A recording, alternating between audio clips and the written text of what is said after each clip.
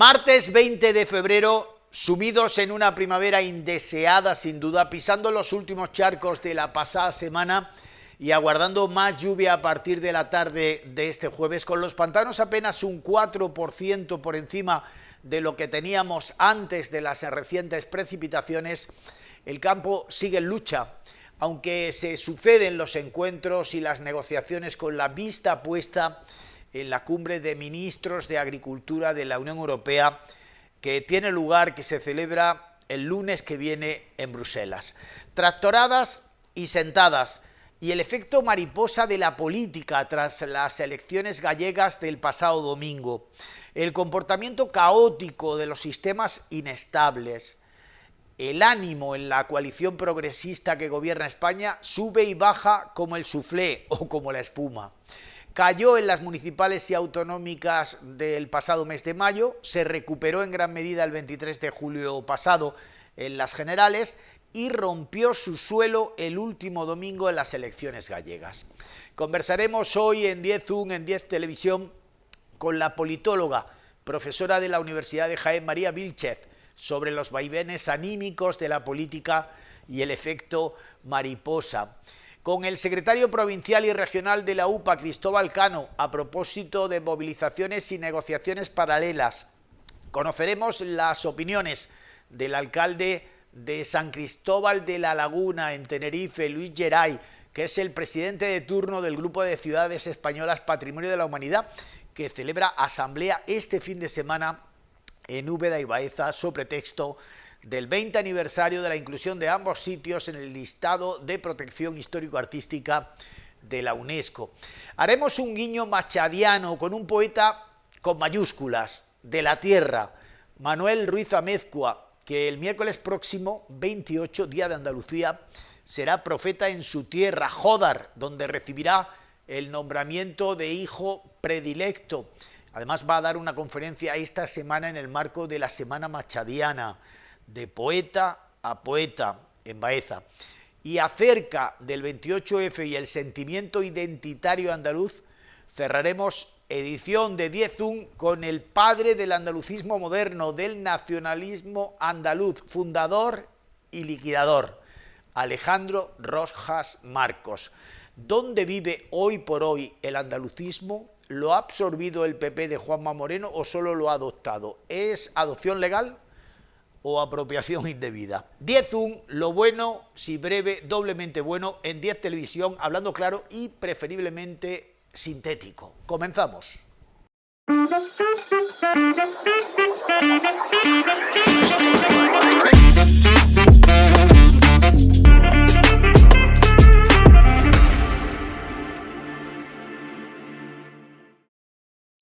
Hablemos efectivamente del efecto mariposa. Su formulación se la debemos al matemático y meteorólogo estadounidense Edward Norton, para explicar el comportamiento caótico de sistemas inestables, tales como el meteorológico, expuesto en un artículo de 1963, Flujo determinista no periódico.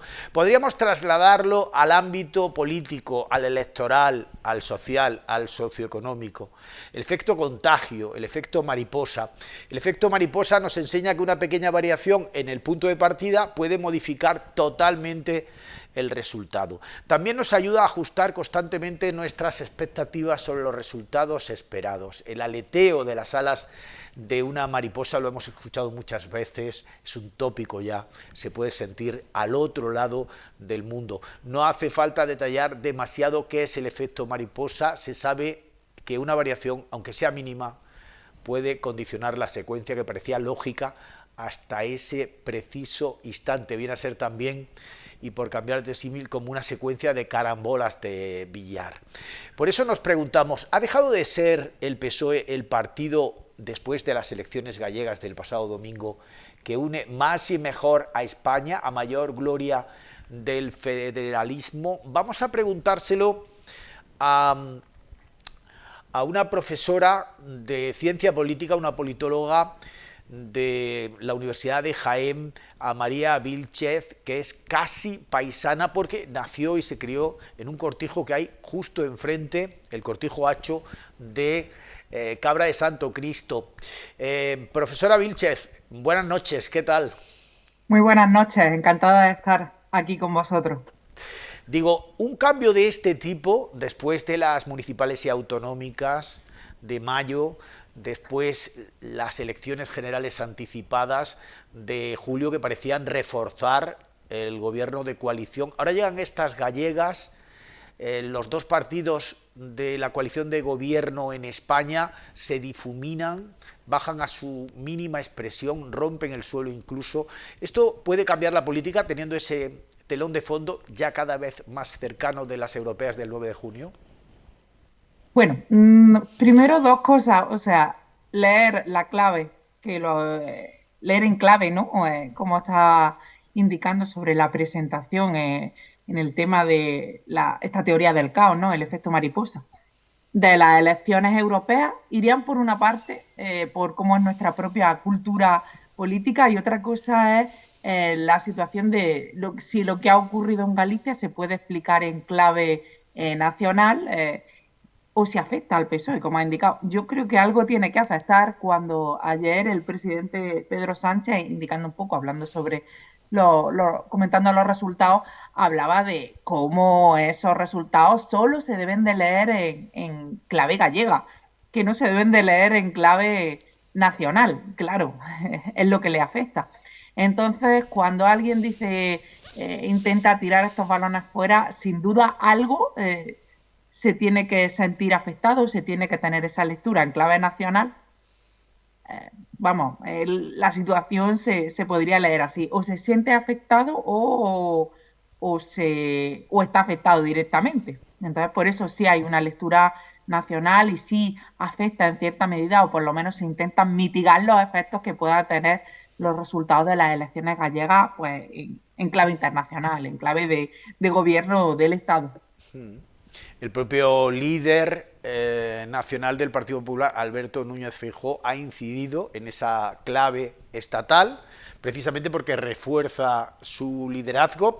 Sin embargo, hoy mismo la vicepresidenta del Gobierno, ministra de Hacienda, vicesecretaria general del PSOE, María Jesús Montero, hablaba de que los bloques diríamos los que apoyaron la investidura de Pedro Sánchez, pues más o menos en Galicia se mantienen tal cual, la izquierda está tal cual, lo que sí ha habido un trasvase de votos al partido independentista, al partido que aboga más por el federalismo. Por tanto, si ese es un poco el camino trazado para la gobernabilidad de España por parte de la coalición progresista, ¿sería esto un refuerzo, aunque parezca justo lo contrario con el resultado delante de nuestras propias narices?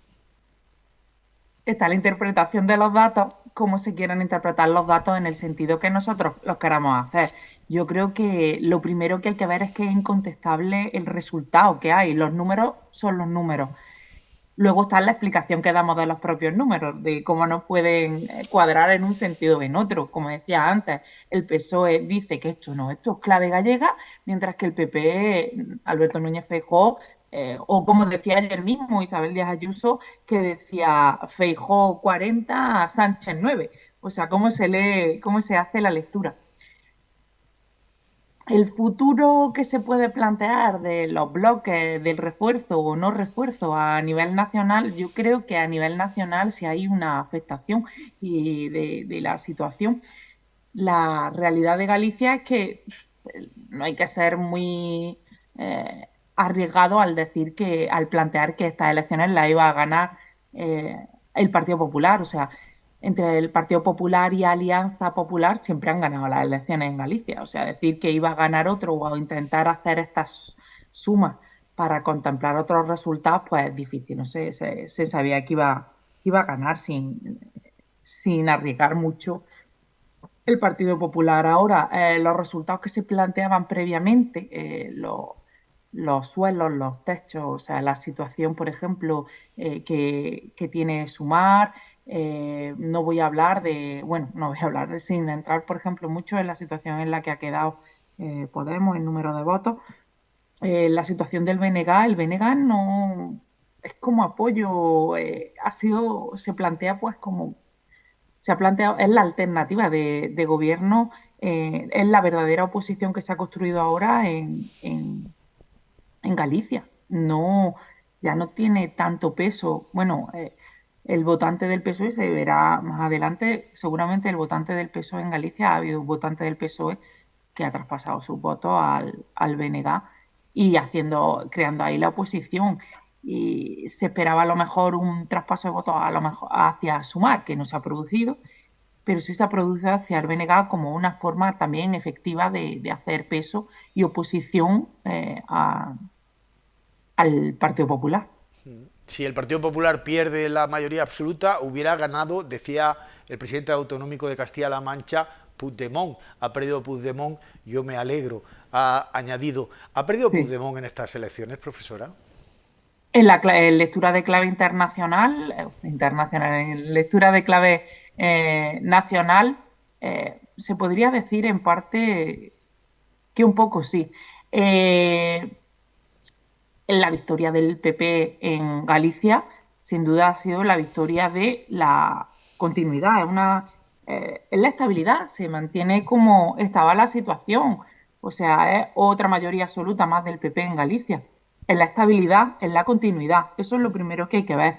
El factor Puigdemont en las elecciones gallegas, sin duda ha estado, porque está todo interrelacionado, es este efecto mariposa, es la idea de la sociedad red, de la que hablaba Castel, de todo está interconectado y si tiras de un nexo de la red, al final toda la red se mueve. No sabes en qué sentido, pero se mueve, porque todo está interconectado.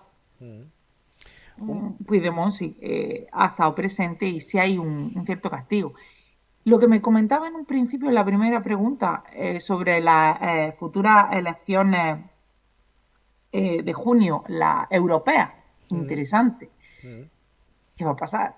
Ahora mismo, si solo vemos las elecciones europeas desde el trocito de España, eh, vemos la situación de Puigdemont. Tenemos que ver también que en el Parlamento Europeo se están dando bastantes toques de atención para incluso se va a abrir una comisión de investigación por los temas de la intromisión de Rusia. O sea, y esas cosas a Europa le dan miedo y a todos nos deberían de dar miedo, ¿no?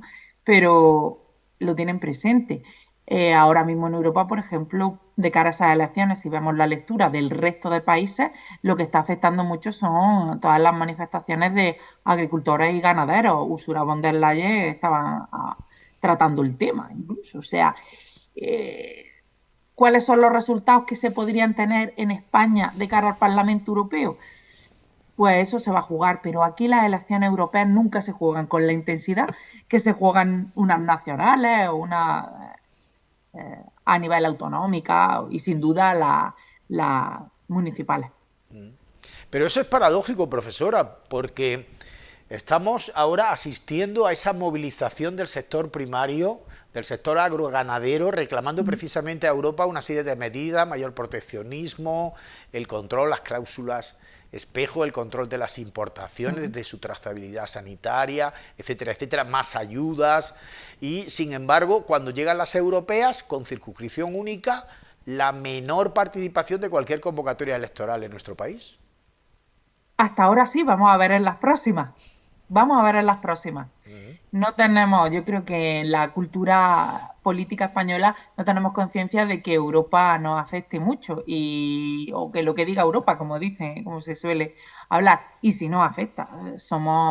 Pertenecemos a la Unión Europea, que es una organización internacional de integración, que aquí no cooperamos, sino que es que tenemos cuestiones que son cedidas, que eran responsabilidad sobre las que decidía España y que en cambio las tiene la Unión Europea, como es el caso de la agricultura. Vamos a ver en estas elecciones la participación. Yo creo que va a subir, yo creo que va a ser mayor la participación y que en el caso español no solo vamos a tener las movilizaciones agroganaderas, sino que también tendremos en cuenta factores como los que está teniendo en cuenta la Unión Europea de cara a España, como son la intromisión de Rusia en todo lo que ha sido el proceso independentista catalán y los distintos sistemas, cambios normativos que se están planteando en el caso español. Vuelvo al principio para finalizar, profesora Vílchez. El PSOE, con 9 parlamentarios tan solo este domingo en el Parlamento gallego, con un 14% de los sufragios, tercera fuerza política, ¿ya no es el partido español que vertebra España? Hay dos personas. Yo me quedaría ahí. Yo creo que al final los españoles tienden a la moderación, a la estabilidad y al vivir mejor el cada día. Y no se centran tanto a lo mejor en las luchas entre los políticos, en las eh, distintas cuestiones, digamos, en lo que dominan las redes sociales. El efecto mariposa, que llega también a la política como a cualquier ámbito donde todo es susceptible de empeorar o ser más caótico. María Vílchez, profesora de Ciencia Política de la Universidad de Jaén, ha sido un placer. Buenas noches. Igualmente, buenas noches.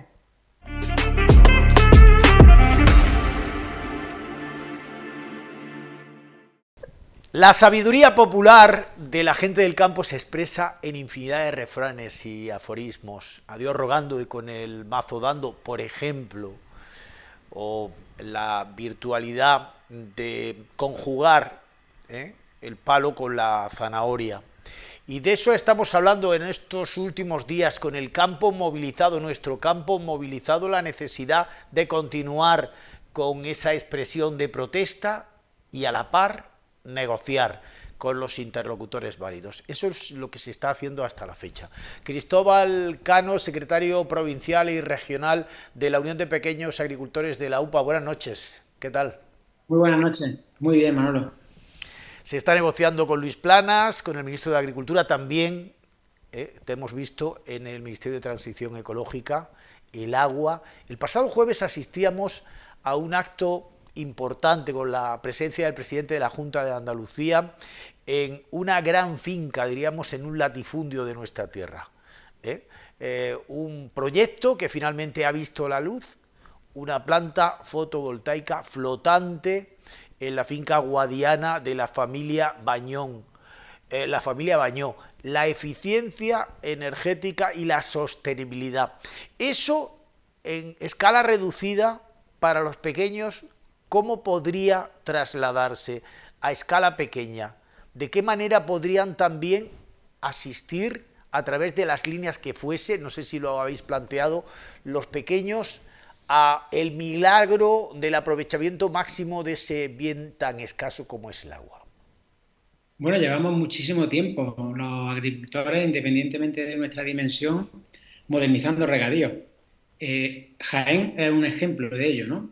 La modernización y la transformación del regadío que hemos tenido en nuestra provincia, bueno, yo creo que es ejemplo en mucha parte de nuestra región de cómo aprovechar hasta la más mínima gota de agua, ¿no? Ese esfuerzo en riego por goteo, riego subterráneo en las comunidades de regantes, fundamentalmente, que engloban agricultores de diferente tipología, son ejemplos, ¿no? Apoyados también, por qué no decirlo, por las diferentes administraciones. Y también, bueno, pues se abren nuevas vías, ¿no? Tanto de aprovechamiento energético, con los proyectos de modernización de explotaciones, o incluso con los fondos Next Generation, que están, bueno, dotando de financiación a la modernización de los regadíos por parte del Gobierno de España. Todas las administraciones creo que tienen claro la apuesta por esa producción sostenible y hay diferentes vías, insisto, independientemente de la dimensión de la explotación. Bueno, hay posibilidades de optimizar los recursos, insisto, lo que decía al principio, Jaén somos un ejemplo en ello. Pero cada vez hay que aguzar más el ingenio y la innovación porque cada vez hay menos agua, apenas un 4% más con las lluvias de la última semana, según los datos ya que son formales. Es verdad que a partir del jueves parece que puede volver a llover, pero sigue siendo muy poco. Por eso era muy importante en los encuentros que manteníais la pasada semana con el ministro de Agricultura, con Luis Planas, también el encuentro en el Ministerio de Transición Ecológica, Hugo Morán. ¿Qué avances se han conseguido? Porque a todo esto paralelamente siguen las movilizaciones. Ayer fue Almería, hoy Granada, en las próximas horas Málaga, Algeciras. Sí, bueno, yo creo que la reunión que tuvimos con el ministro Plana la calificamos porque es así. de un gran avance, pero falta por concretar, por materializar muchas cosas y por eso siguen vigentes las movilizaciones, las que has comentado y las que tendremos en las próximas semanas, ¿no? Culminando el 26 de febrero en Madrid con una movilización en clave nacional. ¿En qué hemos avanzado? Bueno, yo creo que, por ejemplo, el reforzamiento de la ley de la cadena alimentaria, elevando la administrativa a agencia estatal, dotándola de más recursos, también para las comunidades autónomas, está claro que es un gran avance. Necesitamos una ley de la cadena alimentaria que funcione y que funcione con recursos y con compromiso de las administraciones, de todas, del Gobierno de España y de las comunidades autónomas, que ambos comparten competencias en el cumplimiento de esta ley, ¿no? Se han avanzado, por ejemplo, en el tema del registro digital de contratos, se ha avanzado también en el incremento de las sanciones, pero es una ley que tiene todavía mucho recorrido. No olvidemos que es una normativa que viene a regular o a poner orden en, si me permite el símil, la ley del viejo oeste, ¿no? Donde los que tienen los privilegios, que son la distribución y la industria, pues evidentemente van a poner todos los impedimentos y más para no dejarlo, ¿no? También hemos conseguido, en materia de flexibilización de la PAC y disminuir la carga burocrática, importantes avances, ¿no? Importantes avances, por ejemplo, en el cuaderno digital. Desde la UPA veníamos abogando por lo que finalmente se ha concretado, y es que el cuaderno digital no puede venir por la imposición, sino porque sea incentivado y de forma voluntaria. Hay muchas explotaciones, por ejemplo, me gustaría significar las de la gente joven, los jóvenes que se han incorporado, que probablemente tienen más facilidad de incorporar el cuaderno digital que un agricultor pues, con una edad que sabemos que es muy frecuente por encima de los 60 años y más allá, ¿no? Bueno, pues por eso es importante que en las explotaciones donde sea posible esa transformación digital venga acompañada por un incentivo económico, que va a ser así. Quien ponga en marcha el cuaderno digital va a tener un incentivo por parte de la Administración y que sea voluntario, que no sea impuesto, porque podría dar muchísimos problemas en la gestión y en la implementación de una herramienta que entendemos que a medio y largo plazo va a ser positiva para las explotaciones. Nos va a permitir tener datos, hacer análisis de rendimiento, de eficiencia en los tratamientos, etcétera. Pero tiene que ser, como siempre hemos dicho, con tiempo, con incentivos y de forma gradual. También es importante una cuestión que venimos reivindicando, el tema de las cláusulas espejo. Que España, en este caso, eleve al Consejo de Ministros Europeo del próximo 26 de febrero la necesidad de establecer de que toda la producción agraria y ganadera que entre en Europa esté producida con los mismos productos fitosanitarios que estamos autorizados en Europa, es una cosa de sentido común, pero tiene que reflejarse, tiene que estar dentro de la normativa europea y también reflejado en los acuerdos comerciales que se firman con terceros países para que la agricultura no sea moneda de cambio en esos acuerdos comerciales, como lamentablemente estamos acostumbrados a que así sea. Entendemos que es el momento muy oportuno. Hay unas elecciones europeas a medio plazo, bueno, a corto plazo, en junio de este mismo año, ¿no? El tiempo pasa muy rápido. Es un momento en el que la Comisión Europea creemos que el cambio en la orientación política para nuestro sector es un hecho. El clamor europeo ha llegado hasta la Comisión Europea y esas reivindicaciones, pues entendemos que tienen que tener ese retorno en forma de alcanzar los acuerdos que venimos demandando. También en clave nacional, reforzar los seguros agrarios es importante, una mesa específica para las cuestiones ganaderas o impulsar medidas que sean en favor de la incorporación de jóvenes, son algunas de las medidas que vimos con el ministro Plano. Eso fue el jueves, pero es que el viernes tuvimos también un contacto al más alto nivel con Transición Ecológica, lo has comentado. Transición Ecológica es un ministerio que tiene una implicación muy importante con nuestro sector. No olvidemos que es el responsable, en sus competencias está la gestión del agua, la gestión de las confederaciones hidrográficas y en el caso de Andalucía la del Guadalquivir, que vertebra toda nuestra región. Y también una cuestión importante es la gestión de la fauna, porque bueno, uno de los comportamientos, una de las consecuencias más bien de la crisis climática, estamos viendo el cambio en el comportamiento de determinadas especies cinegéticas que están dañando nuestros cultivos y así se lo trasladamos al secretario de Estado. Pero volviendo al agua, que es el tema más importante que estuvimos hablando, pusimos encima de la mesa de nuestra organización que no se puede dar ni un paso atrás en generación de nuevas infraestructuras, de embalses, de balsas, de aguas regeneradas, desaladoras, etcétera, pero junto a eso, y tremendamente importante, tiene que ser nuevos criterios para el reparto del agua. Unos criterios que no solo primen la cuestión económica, sino también las cuestiones sociales y medioambientales para que haya, como digo, un nuevo reparto del agua y no generemos y no se generen más recursos solo para engordar el que más agua tiene a día de hoy. También es importante revisar concesiones, algunas de ellas del siglo XIX y que nada tienen que ver con la realidad del campo actualmente, ¿no?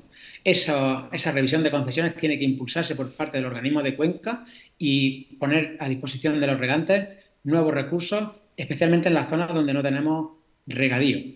Como digo, muchas cuestiones importantes. Y ya en clave Jaén, si me permite, Manolo, un impulso en los próximos presupuestos generales del Estado a la presa de la Cerrada de la Puerta, que eso tiene que verse reflejado en los próximos presupuestos de este año 2024 del Gobierno de España, y cuestiones administrativas que deben de ir solventándose, como la asignación de recursos de la presa de Siles, como la puesta en marcha de la balsa del Cadimo o la resolución del procedimiento antiguamente llamado las 8.500 hectáreas, que realmente serán más de 12.000, las que tienen ya pues prácticamente la resolución en vías de asignación a esas concesiones y que van a poner, bueno, pues de alguna forma regularizar mucha de la situación de precariedad que tenemos en el río en la provincia de Jaén.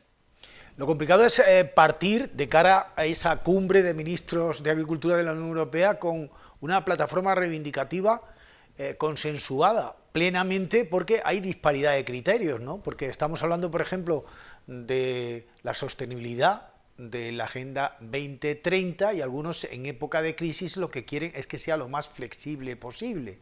Y estamos hablando también del proteccionismo por parte de la eurozona ante las importaciones, poniendo las cláusulas espejo, la trazabilidad sanitaria sobre la mesa, y sin embargo otros se amparan desde su ultraliberalismo en medidas que forman parte del Tratado de Libre Comercio que discrimina positivamente a las economías emergentes. ¿Cómo se concilia todo eso? ¿O es imposible?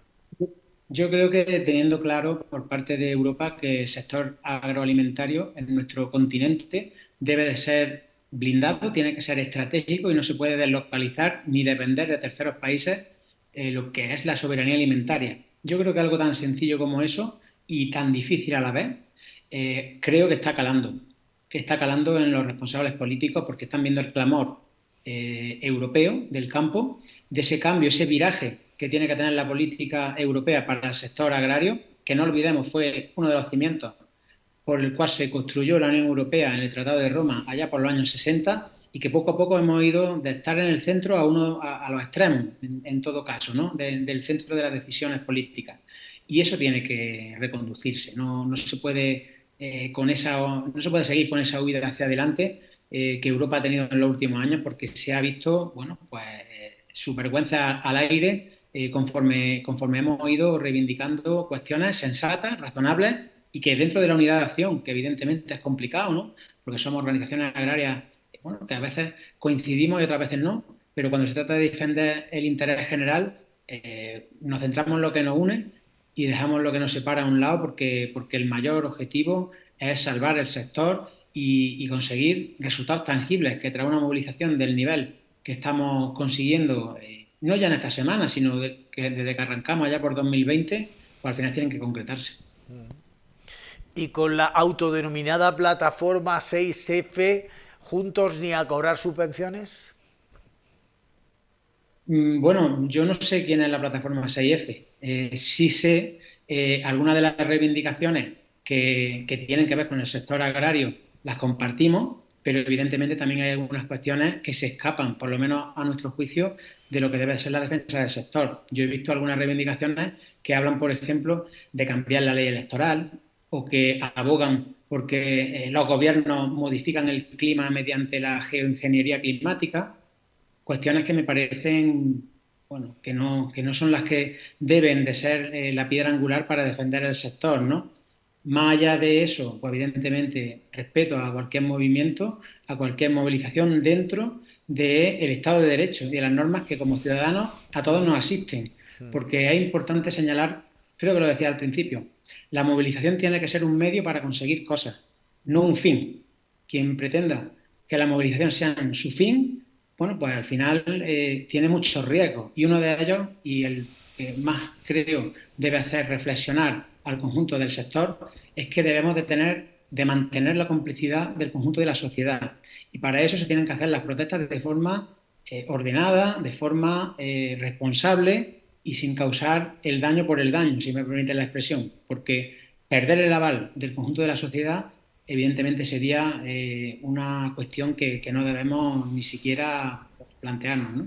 Hay otros gobiernos autonómicos, al margen del andaluz, que están siendo tremendamente proactivos para negociar con las organizaciones agrarias en sus territorios, por ejemplo Navarra. Aquí vemos que la Junta de Andalucía y su Consejería de Agricultura practican una suerte de tancredismo, viéndolas venir, ¿no? Como que las soluciones tienen que llegar directamente desde la Administración Central y desde Europa. ¿Qué opina al respecto el máximo responsable de UPA?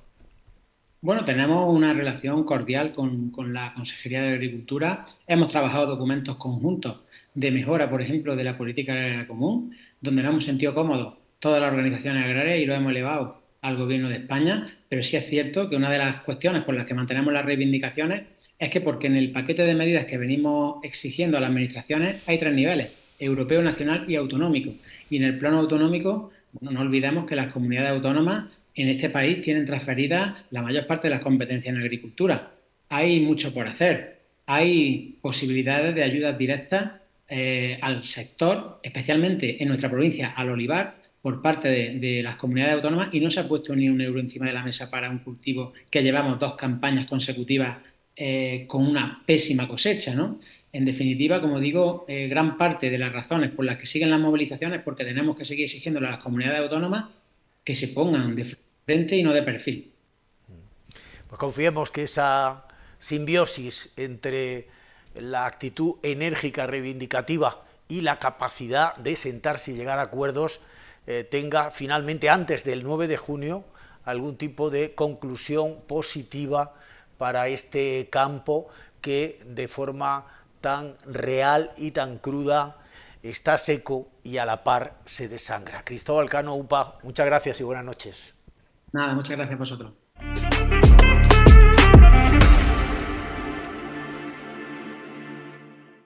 El grupo de ciudades españolas Patrimonio de la Humanidad, 15 eran 15, las niñas bonitas de nuestro país, celebra este fin de semana el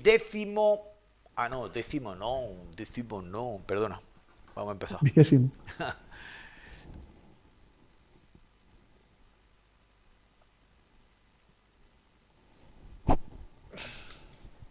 El grupo de ciudades españolas Patrimonio de la Humanidad, 15 eran 15, las niñas bonitas, celebra este fin de semana el 20º aniversario de la declaración inscripción de Úbeda Baeza en la lista de sitios históricos protegidos de la UNESCO. Y lo hace aquí, en nuestra tierra, en Úbeda y Baeza.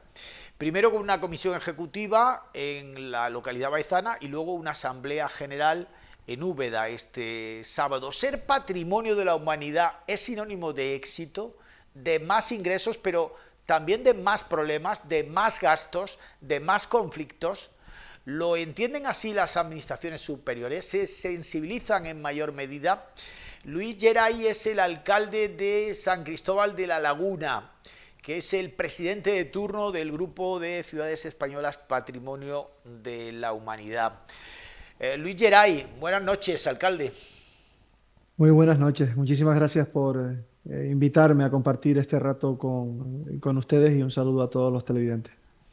Crecer, llegar a este punto, parece que es el Olimpo de una ciudad histórica que preserva su legado y que sabe que a partir de la declaración va a tener un mayor flujo de visitantes.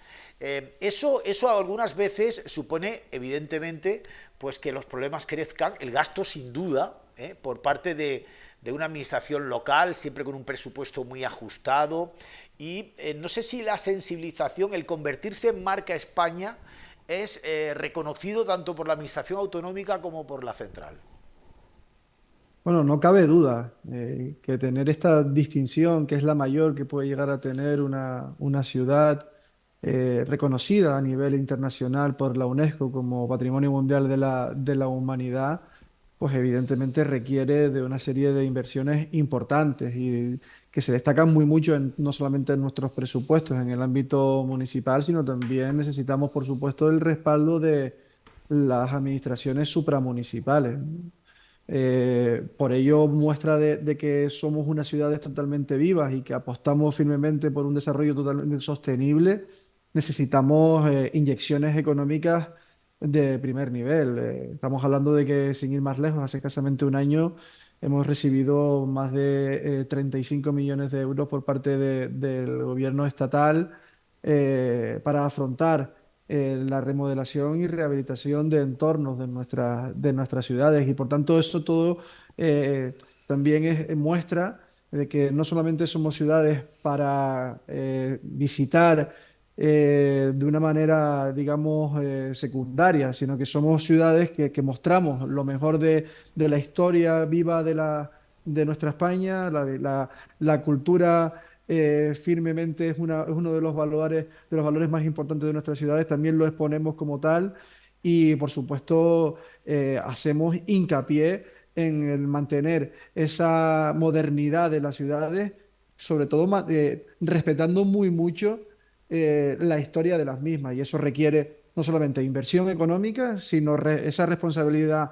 más si cabe y por otra parte es que se entienda firmemente que como bien acaba de comentar, si se nos conoce ya fuera de nuestro país como lo mejor de la marca España, es precisamente porque estamos mostrando esas bondades de una manera diferente de nuestras ciudades. Podríamos hablar de que las 15 ciudades Patrimonio de la Humanidad de España tienen un modelo de desarrollo turístico sostenible, análogo, no hay grandes variaciones. Estamos hablando, por ejemplo, de San Cristóbal de la Laguna, de la isla de Tenerife, de más de 100.000 habitantes, de un legado, de un patrimonio rico, ejemplar, modélico. Cualquier variación de ese modelo sostenible, quiero decir, el incremento de la asociación con incorporación de grandes urbes, ¿podía de alguna manera trastocar este orden armonioso? Por supuesto, y aprovecho que justamente me hace esta pregunta para trasladar que nosotros justamente lo que evitamos es caer en que nuestras ciudades se conviertan bueno, pues esas grandes urbes que ya de por sí, bueno, pues tienen sus propias bondades, pero que nosotros entendemos que nos tenemos que diferenciar. No competimos en ningún caso con ese potencial turista que quiere visitar esas grandes ciudades o esas grandes potencias que tiene nuestro país, pero sabemos muy bien cuáles son nuestras fortalezas y a nadie se le escapa que el poder pasear por nuestras calles, el disfrutar de nuestra gastronomía, la tranquilidad de nuestros entornos desde el punto de vista paisajístico, natural, de las infraestructuras que tenemos que están adaptadas para que puedan ser accesibles para todos los públicos e incluso el ampliar un servicio digamos, de esa agenda que solicita un viajero diferente para que sea una experiencia del conjunto, nosotros estamos en disposición de ofertar, ¿no? Y de ofrecer. Y eso nos está dando esa distinción, esa diferencia de lo que se pueden encontrar en otras partes de España. Somos 15, antes dijo una palabra muy bonita, ¿no? Dijo, somos las ciudades, somos las niñas bonitas o los niños bonitos de España. Pues mira, me la voy a hacer propia, porque en realidad es que nuestras 15 ciudades ofrecen a nuestros viajeros, a nuestros visitantes, una experiencia diferente y alternativa que no se da en otra parte no solamente de España, sino del mundo. El que quiera disfrutar de una agenda cultural del máximo nivel son nuestras ciudades. Quien quiera disfrutar de un producto de kilómetro cero puesto en un plato con grandes chefs y cocineros, esas son nuestras ciudades. Quien quiera pasear por un museo al aire libre, estas son nuestras ciudades. Quien quiera tranquilidad, quien quiera seguridad, que quiera bueno, pues, pasarlo en pareja, en familia o simplemente un viaje individual, nuestras ciudades están en disposición de ofrecerle a todos estos potenciales turistas esa alternativa, ¿no? Y esa fortaleza, como he dicho, pues también pues, bueno, pues conjuga muy bien con lo que ya tenemos claro que cuáles son nuestras debilidades, ¿no? Y por eso apostamos firmemente para colaborar con otras instituciones, otras entidades, para que sea, pues bueno, pues como por ejemplo Renfe, con paradores, incluso con líneas aéreas, ¿para qué? Pues para que podamos ofrecer un paquete de calidad, esa excelencia, como reitero que siempre buscamos, que sea pues atractivo para ese potencial turista. ¿Y cómo lo hacemos? Pues teniendo implantación ya no solamente en ámbito nacional, en las principales ferias a lo largo y ancho de todo nuestro país, sino también con esa, digamos, captación en potenciales países que estamos yendo a buscarlos en esas ferias, ¿no? Con turoperadores de países tales como Suecia, como Noruega. Ahora pronto nos vamos a ir a Canadá. Estamos yendo a México, que es una potencia que ahora mismo está también fijándose muy mucho en nuestras ciudades. E incluso, y permítame el paréntesis, se están creando a imagen y semejanza del Grupo Ciudades Patrimonio Mundial de la Humanidad de España, estas ciudades organizándose de la misma manera que nosotros. Hemos firmado un convenio en Fitur para que estas grandes ciudades pues, se unan y trabajen de manera transversal para la conservación del patrimonio, siendo muy respetuosos con nuestros entornos. Esas son las claves del éxito. No cabe duda que todos y cada uno de los 15 alcaldes y alcaldesas tenemos esa doble responsabilidad, ya no solamente por regir lo municipal, sino también por seguir potenciando nuestra marca allá donde vamos. Lo tenemos muy claro y eso es también otra de las claves del éxito. Peatonalización, núcleos ultra protegidos a través de planes específicos municipales. Todo eso tiende en muchos casos, aunque la caricatura siempre sea grotesca, a hablar en determinadas ocasiones de parques jurásicos que están ideados para el turista y no tanto para el lugareño, para que se sigan manteniendo, por ejemplo, pequeños establecimientos que sirvan a los residentes durante todo el año, que se van alejando porque tienen más dificultades, por ejemplo, para meter el coche en su garaje o dejarlo cerca de casa. Todo eso, ¿cómo se logra combatir? Tenemos que recordar que el grupo va a celebrar también este año 2024 su 30 aniversario y, como se dice en alguna serie televisiva, cuando crece la familia hay problemas comunes que se comparten y para eso están estos encuentros como el que se desarrolla este fin de semana en Úbeda Baeza. Nosotros entendemos que el grupo nos ha dado, digamos, la oportunidad de conocer de primera mano las dificultades que estamos viviendo en nuestras ciudades. Fíjese, por ejemplo, antes lo comentábamos al principio de la entrevista, nosotros aquí en la isla de Tenerife, San Cristóbal de la Laguna, es un municipio que no vive del turismo de masas. Aquí, evidentemente, estamos en Canarias, seguro de sol y playa, ¿no? Y todo esto sazonado con unos paisajes únicos de las islas. Pero para hacernos nosotros fuertes dentro de este gran tren del turismo de Canarias, hemos tenido que realizar una serie de cambios, una serie de modificaciones, haciendo equilibrio entre el vecino, por supuesto, que tiene que estar siempre en primera línea, y también el vecino, porque ya al final lo denominamos así, ¿no?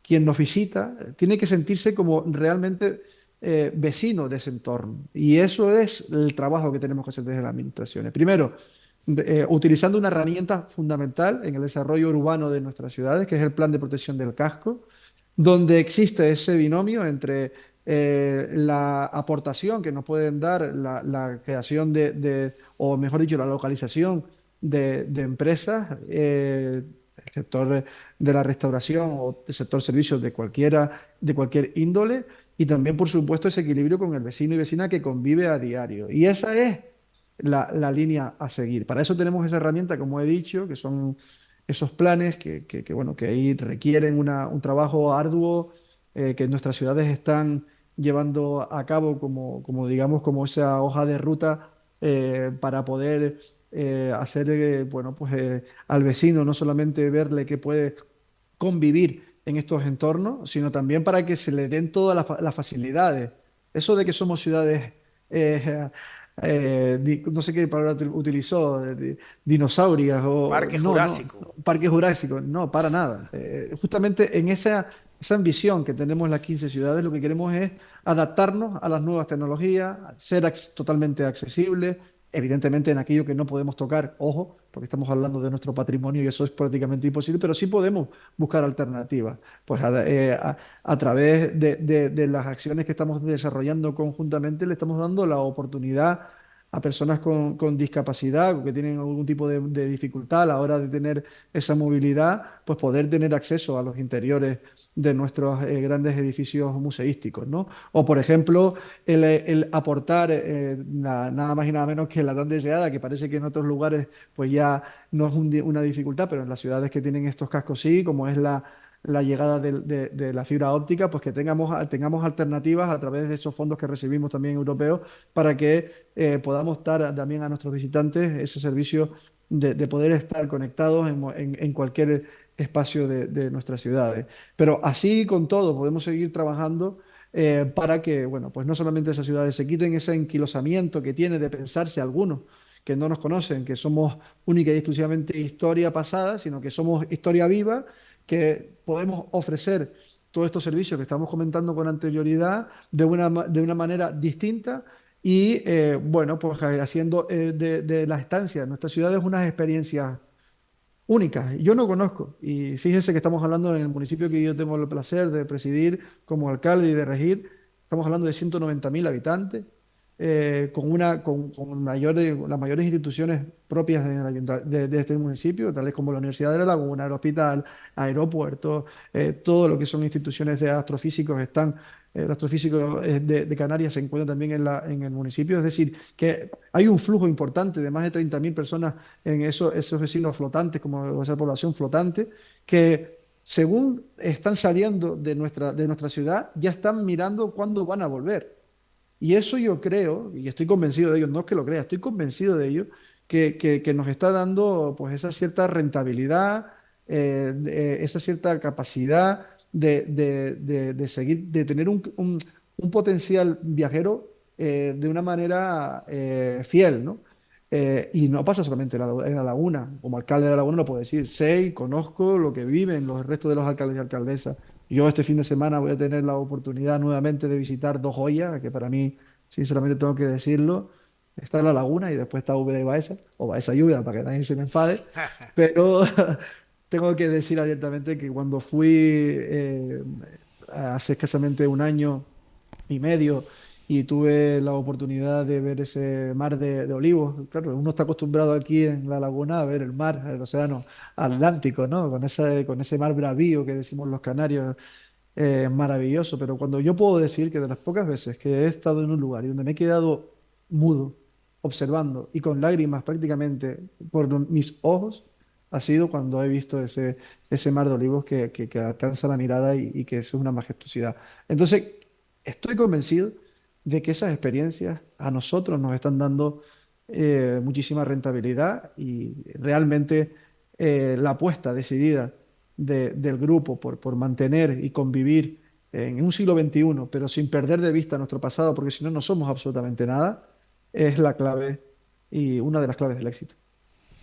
La belleza inmarcesible, invariable, que decía, por ejemplo, Antonio Gala cuando defendía esta candidatura y subrayaba que pase el tiempo que pase, uno sigue encontrando en los mismos lugares la misma estampa, la misma foto fija, con variaciones que armoniosamente rodean de bienestar y riqueza el entorno. Ese es el legado y esa es la obligación que tienen que priorizar desde el Grupo de Ciudades Patrimonio de la Humanidad de España, que ahora presidente de turno, y presidirá la Asamblea General del próximo sábado en Úbeda, el alcalde de San Cristóbal de la Laguna, Luis Geray. Muchas gracias, muy amable, hasta muy pronto, buenas noches.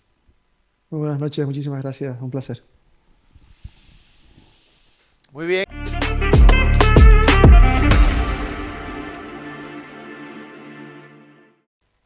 En el marco de la 18ª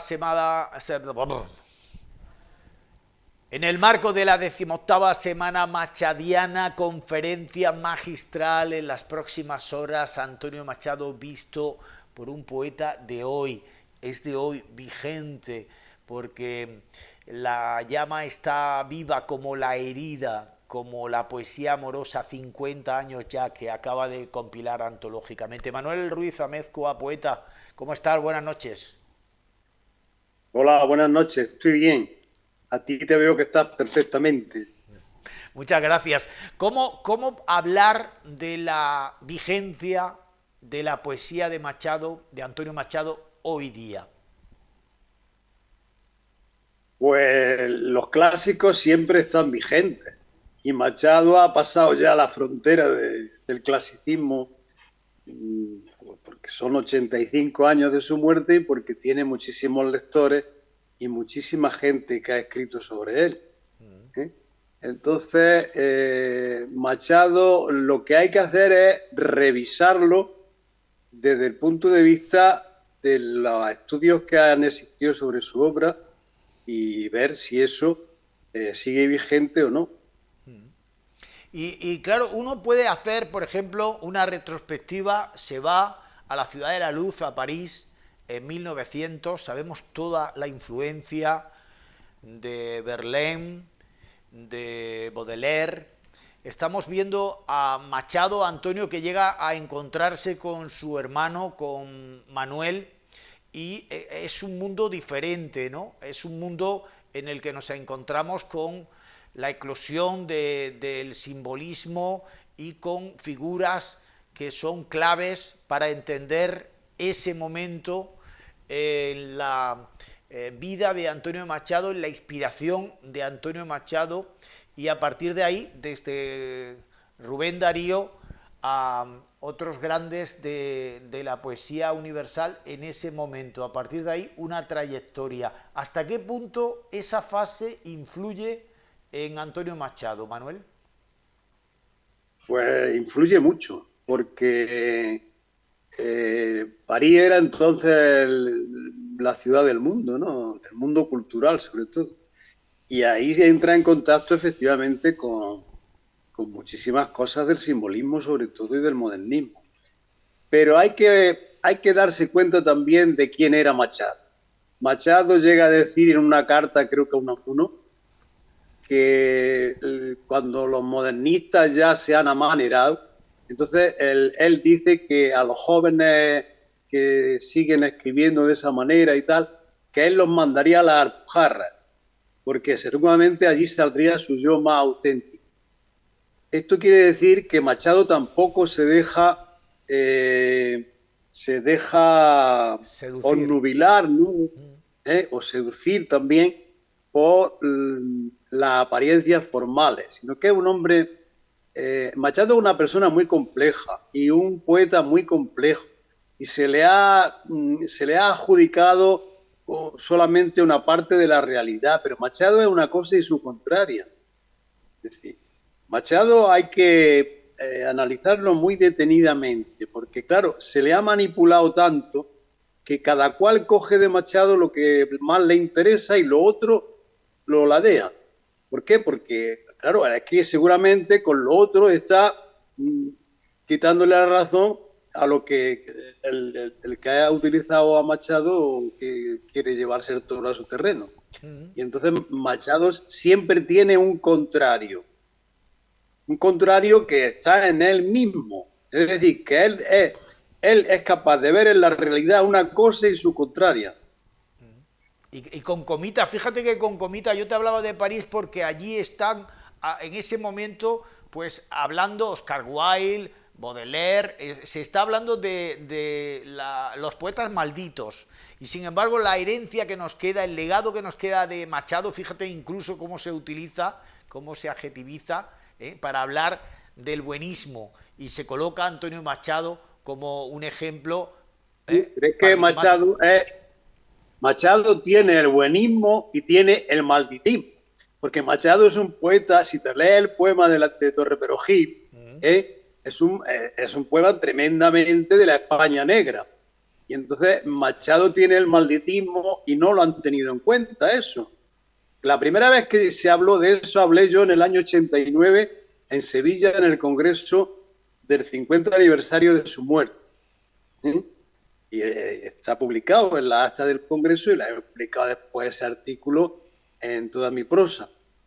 Pero no se había hablado del malditismo en Machado, porque entre otras cosas Machado como persona no era un hombre que fuera maldito, pero su visión sobre la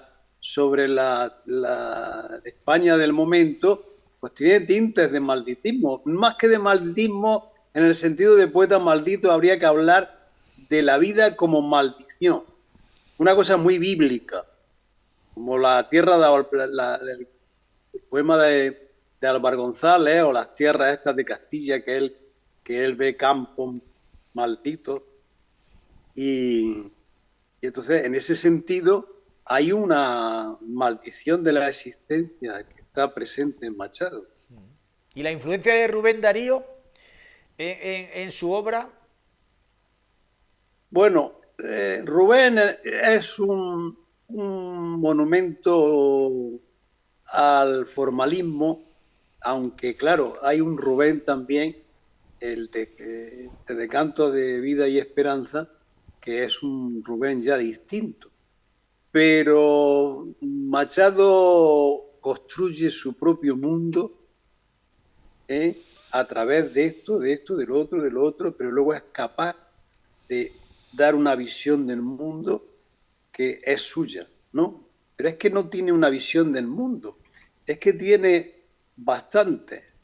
Y de eso ya hablaré yo el jueves. Sí.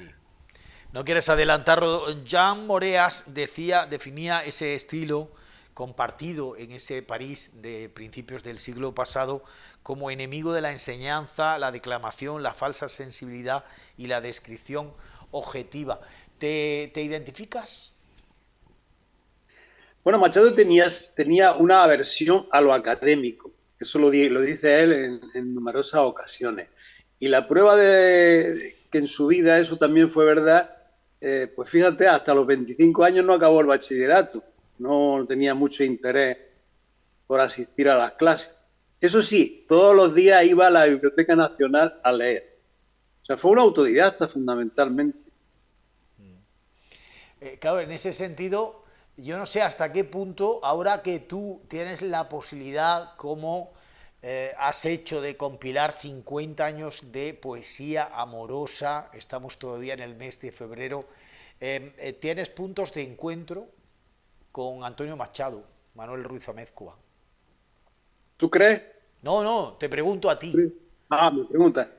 Bueno, siempre, a mí me ha interesado mucho de los grandes poetas, sobre todo de los que se han convertido en clásicos, me han interesado mucho el sentido, por ejemplo, de la variedad.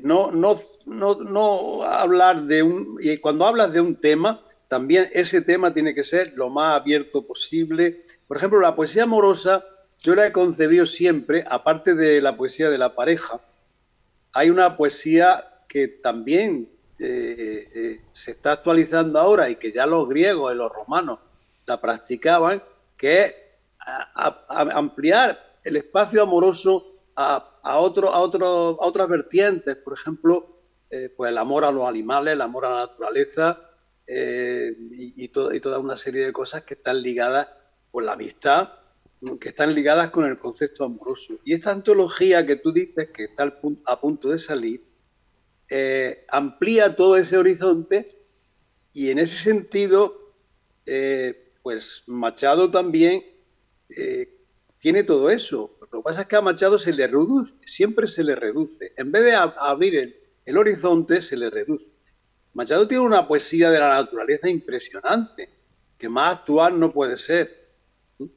Y lo mismo, pues los poemas que le dedica a los amigos, o a Giner de los Ríos, en fin, hay un abanico en donde Machado pues está comulgando con el otro, ¿no? En el sentido de la amistad y de tantas otras cosas. Y eso se ha dado de lado. Pero se ha circunscrito al poeta viudo, a esto, a lo otro, a tal, pero claro, Machado es muchísimo más amplio que todo eso. Sí, al poeta que va, de alguna manera, pues paseando su pena por distintos sitios, incluso cuando llega el momento ya final del exilio, ¿no? Donde muere con ese desgarro, o doble desgarro, ¿no? de la viudez que no abandona, y luego también la pérdida de la patria. Sí, lo que pasa es que al Machado se han fijado más que en el aspecto patético. O sea, siempre hay un patetismo en el que se ha fijado alguien para poner de frente ese Machado. Pero es que hay muchos más Machados, ¿no? El Machado del exilio es el Machado de la conciencia, es decir, él dice, voy a seguir el destino de mi pueblo, pero no voy a ir al exilio en primera, sino en tercera, como va el pueblo. Y eso es una decisión trascendental que luego se ha utilizado también mucho, porque no había un exilio solo de primera, sino que había de primera, de segunda y de tercera. Y Machado eligió el camino de los que entraron por la frontera andando. Ya. No quiero los pasar... Los otros estaban buscando avionetas. Bueno, los otros digo, los de primera, los que dejaron a Miguel Hernández en monólogo. Sí. La aristocracia de la poesía y de la cultura, ¿no? Los bien pagados. Bueno, los que estaban alineados en el sillón de la historia en ese momento, de la historia de primera fila, ¿no? Del exilio. Pero luego hay otras cosas. El pueblo español, cuando atraviesa la frontera francesa o cuando se van en los barcos por el Mediterráneo, en Alicante o en otros sitios, eso ha estado muy callado. Los que tenemos familia que se fueron por ahí y estuvieron 37 días frente a Orán hasta que entraron, porque habían muerto ya 15 o 20 de tifus en los barcos que atravesaban para ir al norte de África, pues sabemos muy bien esa historia. Claro, y es gente de la que forma parte de tu árbol genealógico, de tu ADN, y esas raíces se reencuentran contigo el miércoles de la próxima semana, porque tu pueblo, Jódar, quiere aprovechar esta celebración, ese acto institucional del 28 de febrero, del Día de la Comunidad Autónoma, del Día de Andalucía, para nombrar hijo predilecto a Manuel Ruiz Amezcua. Uno podría decir en ese enésimo regreso a tus ancestros, a tus padres, a tu madre muy particularmente, que al final esto lo resume todo.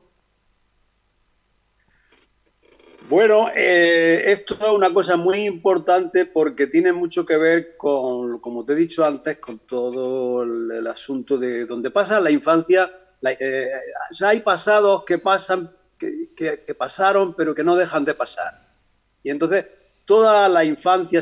Hay una cosa por ahí que me parece que la dijo un poeta francés, que si quieres conocer a un poeta, ve al sitio donde nació y luego a los sitios donde ha vivido.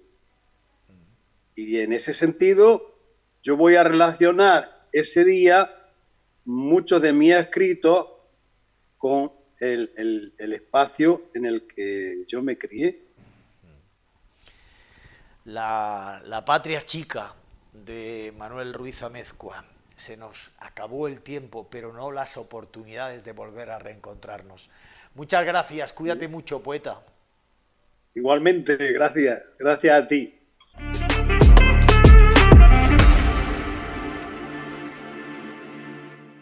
El viernes de esta semana se suceden en las capitales andaluzas los actos institucionales de entrega de banderas verdes y blancas de nuestra comunidad autónoma a personas, colectivos y entidades con motivo del Día de Andalucía.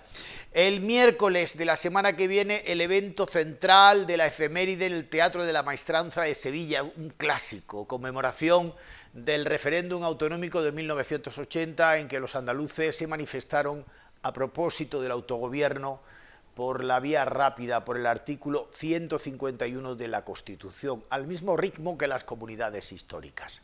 44 años más tarde, cabría preguntarse por la consumación o frustración que genera ese recuerdo, el recuerdo de aquel indeclinable sentimiento identitario andaluz. Vamos a compartir aquellos recuerdos, aquellos anhelos, el camino recorrido, el sabor agridulce de lo mucho que queda todavía pendiente con el considerado padre del andalucismo moderno, del nacionalismo andaluz en nuestros días, fundador y liquidador del PA, Alejandro Rojas Marcos. 83 años le contemplan en plena forma, practica airbox, una mezcla de fitness y running y compite con el equipo de su gimnasio, donde entrena a diario. Dieta de atleta y a las 10 de la noche en la cama. No tengo que preguntarle cómo está física y mentalmente pletórico.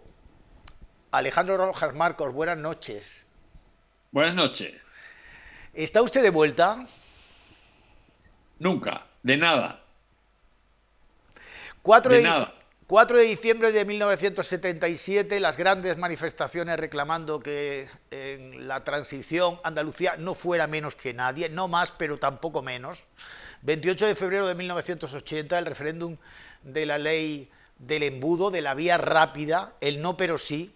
Usted veo que siempre fue mucho más del 4D que del 28F. 4 de diciembre de 2022, primer día de la bandera de Andalucía, el presidente de la Junta de Andalucía, Juanma Moreno, le tomó la palabra. ¿Le rodó también en parte el alma? Uy, uy, uy. Ay, a mí no. Mi alma no está en venta, ni corre riesgo alguno de que nadie se la lleve, ni mucho menos, ni mucho menos. El presidente me escuchó y yo no estaba acostumbrado a que los presidentes socialistas o el PSOE, que está gobernando 40 años, pues me escuchara. Me explico.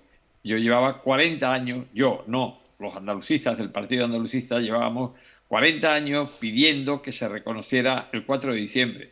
Es más, hay una cosa, un dato que no se sabe o que no se suele hablar de él, y es que el primer 4 de diciembre se convocó por los partidos políticos parlamentarios y extraparlamentarios, la Organización Revolucionaria de Trabajadores, el Movimiento Comunista, el Partido Andalucista, el PSOE, la UCD, la derecha, la izquierda. Todos hicimos carteles juntos y poníamos Día de Andalucía.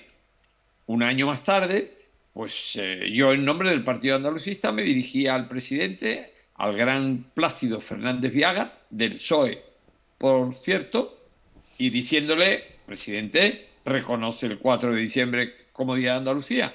Y lo hizo. Y el día 4 de diciembre está reconocido como el Día de Andalucía.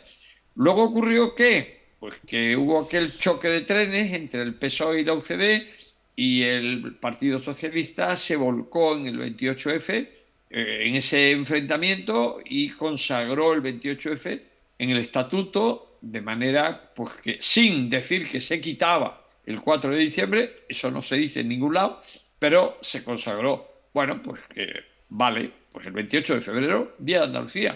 Pero vamos, el padre del 28F es el 4D, el 4 de diciembre. Claro, y como hay que poner las cosas en su sitio, el historiador José Luis de Villar publicaba hace aproximadamente un año toda la verdad sobre la conquista de la autonomía por el pueblo andaluz. La mayor mentira del 28F es que el PSOE propició un autogobierno de primera y que el PSA, su PSA, había traicionado a Andalucía. Bueno, ¿cómo que esa es la verdad? Esa es la gran infamia con la que el PSOE nos acusó, ¿no? Mire, el currículum del Partido Andalucista está muy claro. En los años 60 nadie hablaba de Blas Infante, nadie hablaba de autonomía para Andalucía.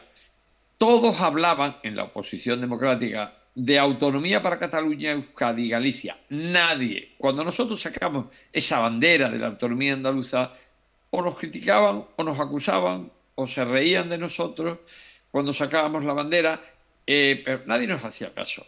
Bueno, al final fue el pueblo andaluz, precisamente el 4 de diciembre, el que forzó la mano a los partidos. Y los partidos más poderosos, PSOE y UCD, se asustaron con el 4 de diciembre. Y por eso, el 28 de diciembre, de 3 meses antes del 28 de febrero, ese 28 de diciembre en el Congreso de los Diputados, PSOE y UCD se pusieron de acuerdo en ponerle a Andalucía unas dificultades de referéndum tan grandes que estaban seguros que no podría resolver, que no podría superar. Y lo hizo el PSOE, y lo hizo el UCD. Y firmaron ese diálogo en el Congreso de los Diputados Alfonso Guerra y Óscar Alzaga, por un partido y por otro. Y llegó el 28F y se celebró un referéndum como no se había celebrado nunca en ningún sitio un referéndum en el que no se ganaban los síes contra los noes o los noes contra los síes. No, los síes tenían que ganar a los noes, a las abstenciones, a los votos en blanco, a los errores en el censo. A los muertos.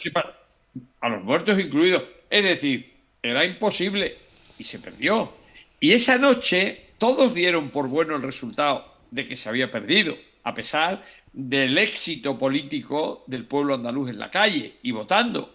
Porque se habla mucho de que Almería no votó. El sí, eso no es verdad. En Almería se votó 10 síes por cada noe. Lo que pasa es que donde los noes entraban muertos, emigrantes, en fin, lo que hemos dicho, ¿no?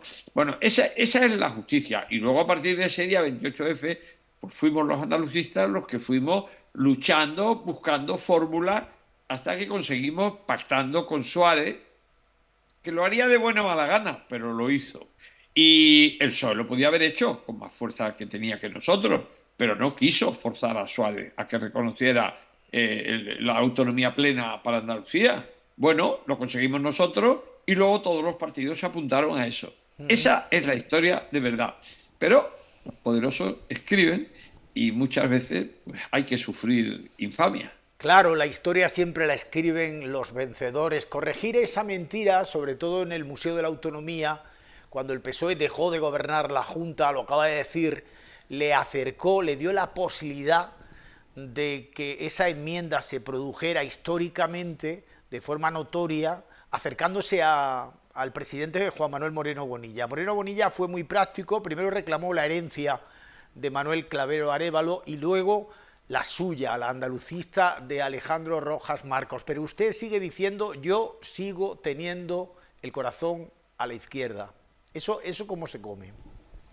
Bueno, yo lo tengo a la izquierda, yo no sé usted. Si no lo tiene a la izquierda, es que lo ha movido. Porque usted nació con el corazón a la izquierda. Bueno, bromas aparte, sí, yo nací a la política en la izquierda y allí continúo. Ahora bien, a mí políticamente, por lo que yo lucho, por lo que yo he luchado, es porque haya poder andaluz. Tuve la suerte de ser el primero que utilizó esa terminología en una entrevista que me hicieron en la Ilustración Regional en los años de la dictadura, y eso es por lo que he luchado. Poder andaluz. Y tendremos poder andaluz no solo de la mano de los partidos de izquierda ni de los partidos nacionalistas andaluces, no. El poder andaluz vendrá de la mano del pueblo andaluz. Y mientras que el pueblo andaluz se exprese políticamente a través de la derecha y de la izquierda, pues habrá que incorporar a la derecha a la lucha por el poder andaluz. Y una aclaración, antes ha dicho usted que yo me acerqué al presidente Juanma Moreno. No, más bien él, no a mí, sino al andalucismo del Partido Andalucista. Nosotros presentábamos un libro y yo le pedí que por favor lo presentara. Y él pues lo presentó. Lo que yo no me podía imaginar es que además de presentarlo, yo le veía tan envuelto en la bandera que dije, presidente, ¿por qué no convierte, dado que el PSOE nos quitó el Día de Andalucía en el 4 de diciembre, pues, presidente, ¿por qué no le damos al 4 de diciembre un sentido que puede ser el Día de la Bandera? Cosa que se me había ocurrido a mí cuando era alcalde de Sevilla, ¿no? Ya. Y es aquí que el presidente me dice, vale, y el buen hombre cumplió su palabra.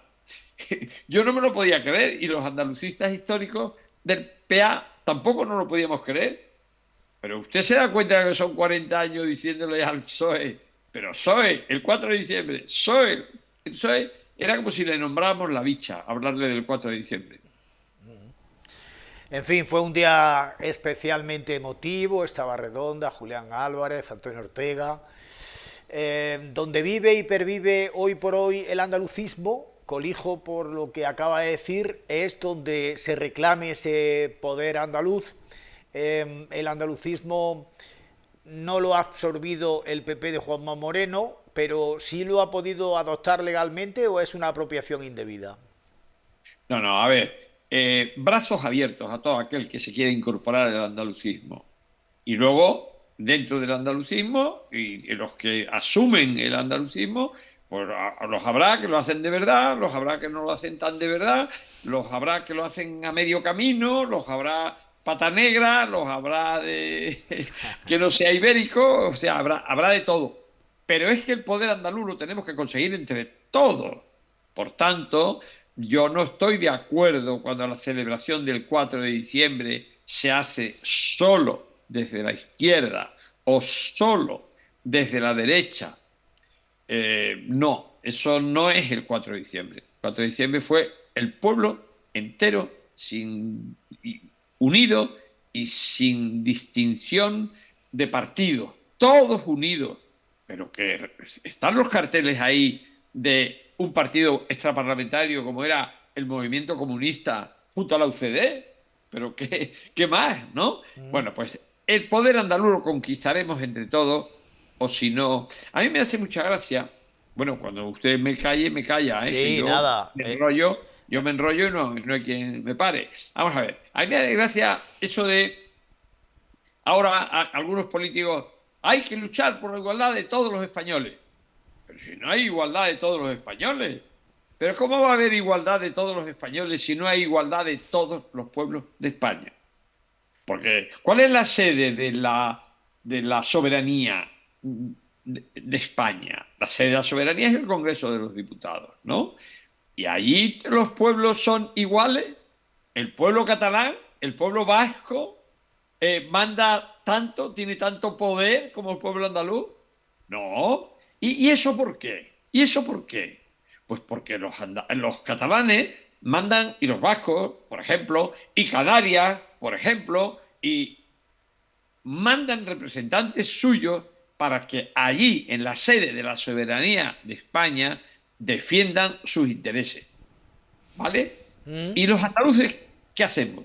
Pues mandamos al Congreso de los Diputados andaluces que se preocupen de los intereses de España, no de Andalucía. Desde que el partido andalucista salió del Congreso de los Diputados, la palabra Andalucía no suena. Las propuestas por Andalucía no existen.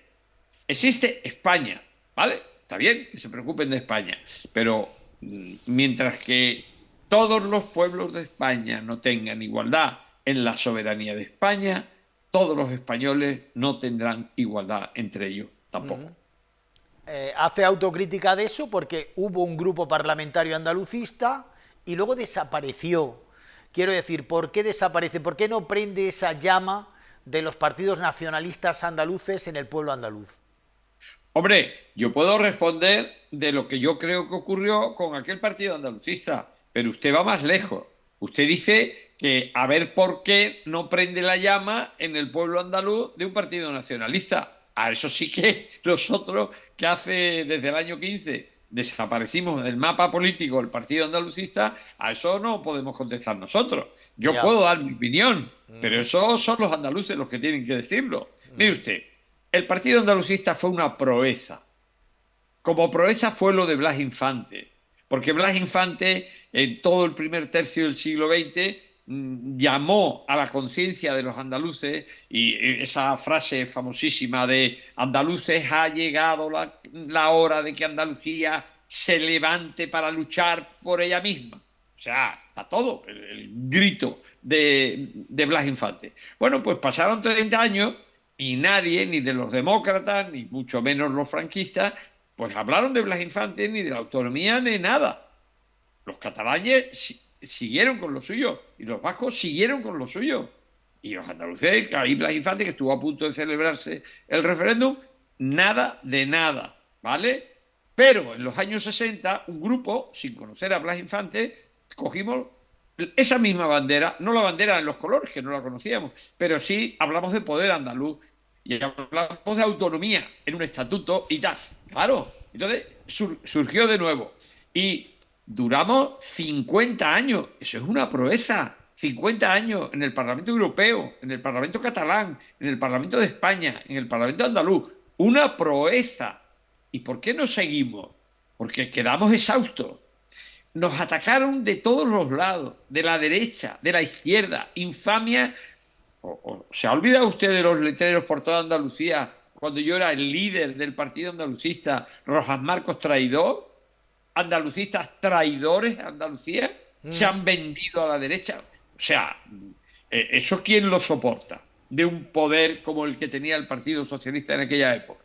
¿Quién lo soporta? Luego caímos, pero caímos no de muerte natural, caímos de muerte violenta, caímos asesinados políticamente por el Partido Socialista, que vio peligro en el boom de Andalucía en manos del Partido Andalucista en ese momento. Esa es la realidad. Vale, cumplimos nuestra función. Si nosotros toda nuestra vida la dedicamos a conseguir la autonomía para Andalucía, ojo, si no llega a ser porque existe un partido andalucista, aquí no hay autonomía de primera, ¿eh? Como no la hay en Valencia, como no la hay en ningún sitio, nada más que en Cataluña y Euskadi y Galicia, que era lo previsto desde el tiempo de la República. En ningún sitio. ¿Por qué? ¿Por qué Andalucía sí y en otros sitios no? Porque ha habido una vanguardia andalucista que éramos nosotros. Aunque al final la autonomía la hemos conquistado entre todos, porque los demás copiar nos han copiado. Eso sí que no lo duda nadie. Al final los liquidadores fueron los que fueron, los cabales. Algunos se fueron al Partido Popular, digo, de los antiguos militantes andalucistas, otros incluso a Ciudadanos, al Partido Socialista. Algunos conformaron esa formación también que lidera el alcalde de Coria, Modesto González, Andalucía por sí. Otros abrazaron, dijeron, la izquierda debe ser el frente del nacionalismo, adelanta Andalucía con Teresa Rodríguez en las últimas autonómicas. Lo cierto es que ese andalucismo que conocíamos, el señor Rojas Marcos, ha cambiado, porque aunque sigue apareciendo el padre de la patria andaluza, Blas Infante, en las webs oficiales, en el Museo de la Autonomía, en cierta medida este andalucismo del PP de Moreno Bonilla lo ha suplido por Clavero Arévalo y a Carlos Cano por José Manuel Soto. ¿Esto es un sin Dios? Digo, desde el plano nacionalista. A ver, sí, evidentemente en mi corazón, como usted hablaba antes, además de estar a la izquierda, pues está con Carlos Cano antes que con Soto. Lo que pasa es que yo no le voy a poner pegas a aquel que se quiera acercar diciendo yo soy andalucista. Él verá si lo es de verdad o de mentira. Yo digo, vale, vamos a remar a por el poder andaluz, vamos a remar a por el poder andaluz. Claro, cuando yo veo que el 4 de diciembre por una entidad de Málaga se convoca una manifestación en Sevilla y se llena de banderas de España el día de la bandera de Andalucía, digo, hombre, yo creo que eso no pega. Hoy no pega la bandera de España, el día de la bandera de Andalucía, ¿no? Algo así como si los andalucistas del PA nos plantamos un día en el Día de España, el 12 de octubre, en el desfile, y allí todos con las banderas de Andalucía. O sea, hay momentos en que hay unas cosas que pegan y otras que no pegan.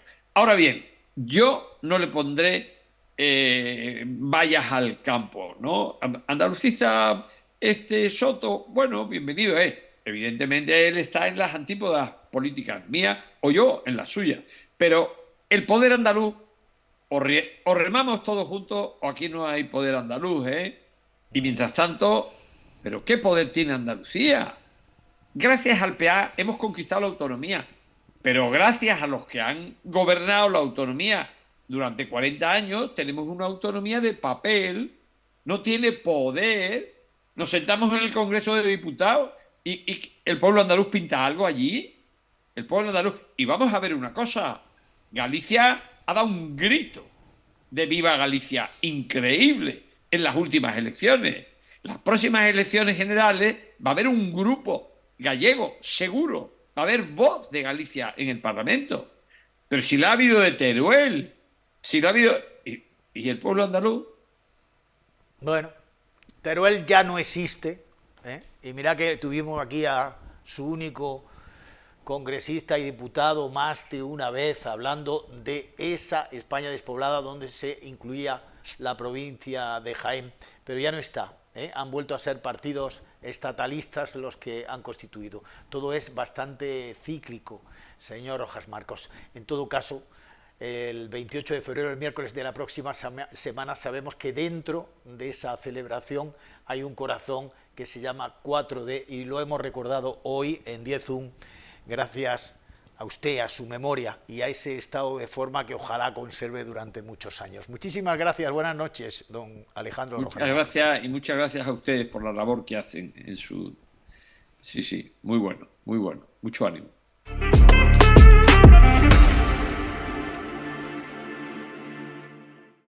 El martes de la próxima semana volveremos en 10.1, en 10 Televisión. Ahora quédense con la tertulia más veterana de la radio, de Radio Úbeda. Hablamos de un gran espacio escénico para Úbeda cuando en esta misma jornada se presentaba la 36ª edición del Festival Internacional de Música y Danza Ciudad de Úbeda. ¿Hay que priorizar esa inversión o hay otras carencias mucho más significativas que poner por delante? Hablaremos de ello con 6 contertulios en tiempo de debate sobre lo que tenemos más cerca. Hasta el próximo martes en 10.1. Adiós.